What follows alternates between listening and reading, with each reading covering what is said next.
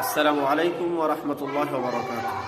নামাজ যেমন ফরজ, যাকাতও একটি গুরুত্বপূর্ণ একটি ফরজ বিধান আল্লাহ তাআলার। এই জন্যই যাকাত আমরা যদি দিই, যাদের উপর আল্লাহ তাআলা যাকাত ফরজ করেছেন, তাদের সম্পদ আল্লাহ তাআলা কমাবে না। সম্পদের মধ্যে আল্লাহ তাআলা বরকত দান করবেন এবং এই সম্পদটা পবিত্র হবে।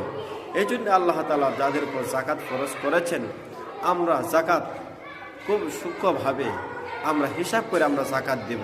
আমরা কখনো এমনভাবে জাকাত দিব না যে আমার উপর 1 লক্ষ টাকা জাকাত আসছে, আমি 20,000 টাকার কম দামি কাপড় কিনে মানুষদেরকে সিরিয়াল ধরিয়ে মহিলাদেরকে কষ্ট দিয়ে আমি দিলাম, আমার জাকাত আদায় হয়ে যাবে না, কখনো নয়। এমনভাবে আপনি জাকাত দিলে কখনো আপনার জাকাত আদায় হবে না। আপনি জাকাত দিবেন, আপনি যত টাকা জাকাত এসেছে আপনার সম্পদে, এত টাকা হিসাব করে আপনি জাকাত দিবেন, টাকা দিবেন। কাপড় দিলে এমন কাপড় দিবেন, ভালো মানের কাপড় দিবেন যেন সে পরিধান করতে পারে, সে পরতে পারে। আপনি এমন 3 পিস দিলেন, 300 টাকা দামের 3 পিস দিলেন, একদিন পরার পরে আর পরের দিন পরার কি থাকবে না, কাপড় কিছু থাকবে না।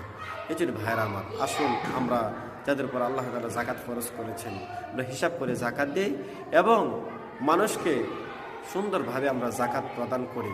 আমরা কখনো গরিবদেরকে অপমান করে জাকাত দিব না। আল্লাহ পাক যেন সকলকে তৌফিক দান করেন।